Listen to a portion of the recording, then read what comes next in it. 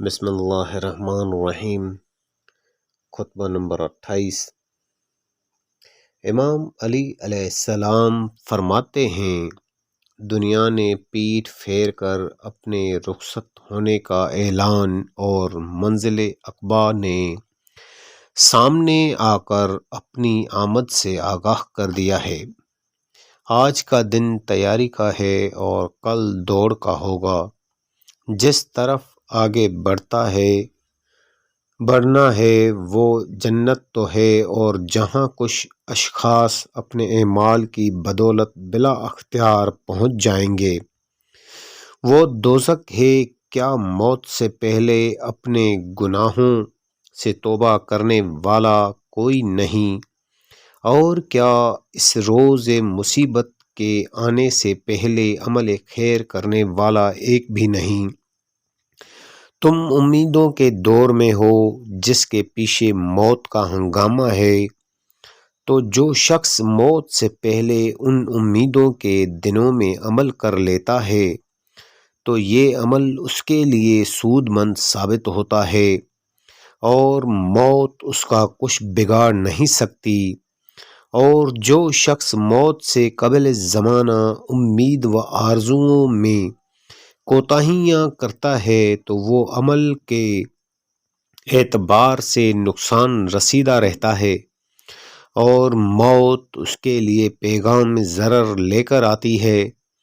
لہٰذا جس طرح اس وقت جب ناگوار حالات کا اندیشہ ہو نیک اعمال میں منہمک ہوتے ہو، ویسا ہی اس وقت بھی نیک اعمال کرو جبکہ مستقبل کے آثار مسرت افزا محسوس ہو رہے ہوں۔ مجھے جنت ہی ایسی چیز نظر آتی ہے جس کا طلبگار سویا پڑا ہو، اور جہنم ہی ایسی شے دکھائی دیتی ہے جس سے دور بھاگنے والا خواب غفلت میں محو ہو۔ جو حق سے فائدہ نہیں اٹھاتا اسے باطل کا نقصان و ضرر اٹھانا پڑے گا۔ جس کو ہدایت ثابت قدم نہ رکھے اسے گمراہی ہلاکت کی طرف کھینچ لی جائے گی۔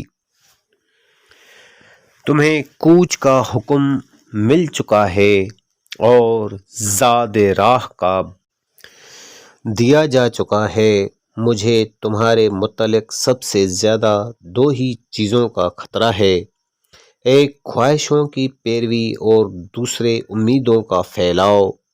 اس دنیا میں رہتے ہوئے اس سے اتنا زاد لے لو جس سے کل اپنے نفسوں کو بچا سکو۔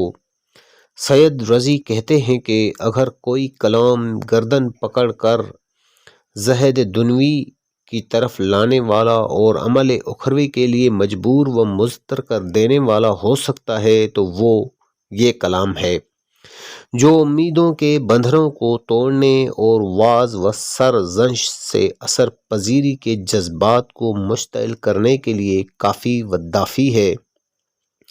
اس خطبہ میں یہ جملہ الاوان الیوم المزمار و ازا اسباق السبقت الجنت والغایت النار تو بہت ہی عجیب و غریب ہے۔ اس میں لفظوں کی جلالت، معنی کی بلندی، سچی تمثیل اور صحیح تشبیہ کے ساتھ عجیب اسرار اور باریک نکات ملتے ہیں۔ حضرت نے اپنے ارشاد والسبقت الجنت والغایت النار میں بعض مقصود بمعنی مقصود کے الگ الگ ہونے کی وجہ سے دو جداگانہ لفظیں السبقت الغایت استعمال کی ہیں۔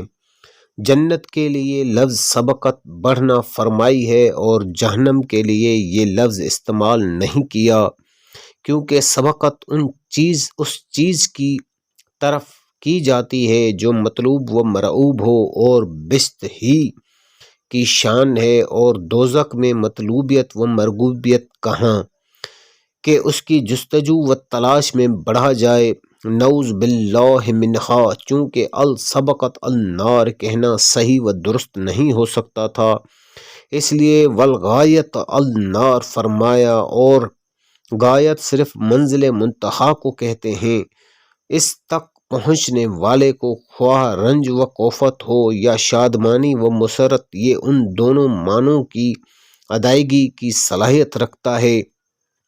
بہر صورت اسے مصبر و مال باز گشت کے معنی میں سمجھنا چاہیے، اور ارشاد قرآنی ہے قُلْ تَمَتَّعُوا فَإِنَّ مَصِيرَكُمْ إِلَى النَّارِ، کہو کہ تم دنیا سے اچھی طرح حظ اٹھا لو، آخر تو تمہاری باز گشت جہنم کی طرف ہے۔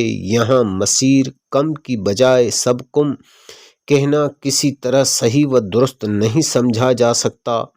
اس میں غور و فکر کرو اور دیکھو کہ اس کا باطن کتنا عجیب اور اس کا گہراؤ لطافتوں کے لیے ہوئے کتنی دور تک چلا گیا ہے، اور حضرت کا بیشتر کلام اسی انداز پر ہوتا ہے۔ اور بعض روایتوں میں السبقت بزم سین بھی آیا ہے، اور سبقت اس مال و متاع کو کہتے ہیں جو آگے نکل جانے والے کے لیے بطور انعام رکھا جاتا ہے۔ بہر صورت دونوں کی معنی قریب قریب یکساں ہیں، اس لیے کہ معاوضہ و انعام کسی قابل مذمت فعل پر نہیں ہوتا، بلکہ کسی اچھے اور لائق ستائش کارنامے کے بدلے میں ہوتا ہے۔ اس خطبہ کی مزید وضاحت کچھ یہ ہے کہ جنگ صفین کے بعد معاویہ نے ہر طرف کشت و خون کا بازار گرم کر رکھا تھا، اور امیر المومنین کے مقبوضہ شہروں پر جارحانہ اقدامات شروع کر دیے تھے۔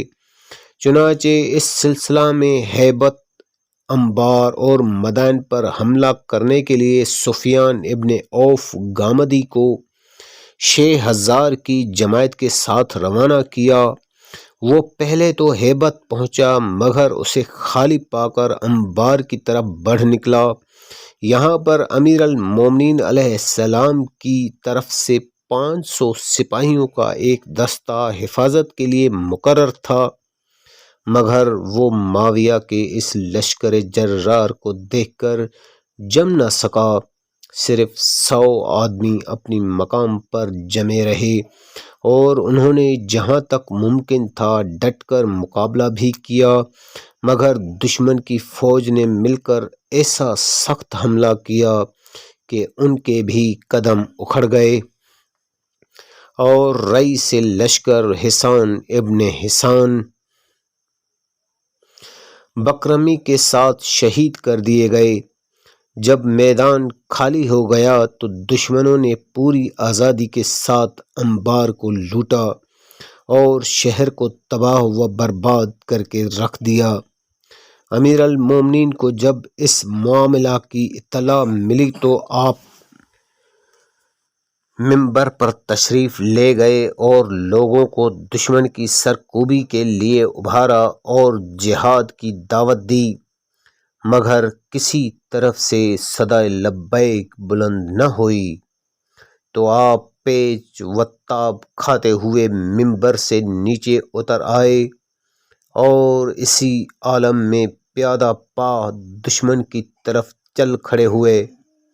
جب لوگوں نے یہ دیکھا تو ان کی غیرت و حمیت بھی جوش میں آئی، اور وہ بھی پیچھے پیچھے ہو لیے۔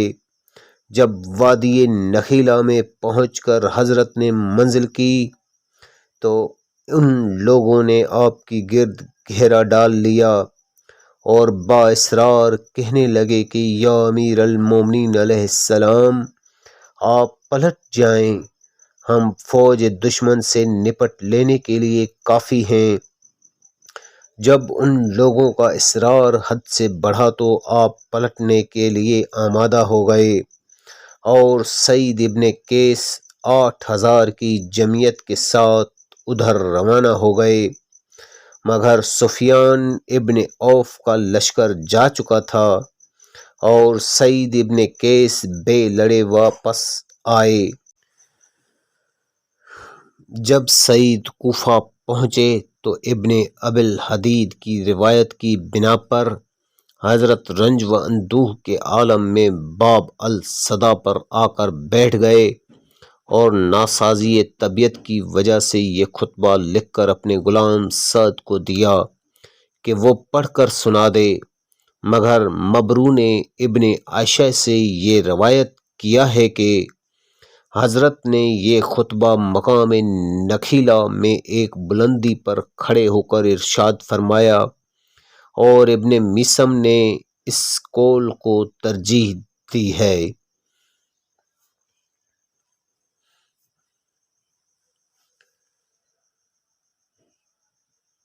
مزید معلومات کے لیے ملاحظہ کریں نہج البلاغہ، جس کے مؤلف ہیں محدث کبیر حضرت سید علامہ رضی شریف، مترجم قائد ملت جعفریہ حضرت علامہ مفتی جعفر حسین مرحوم۔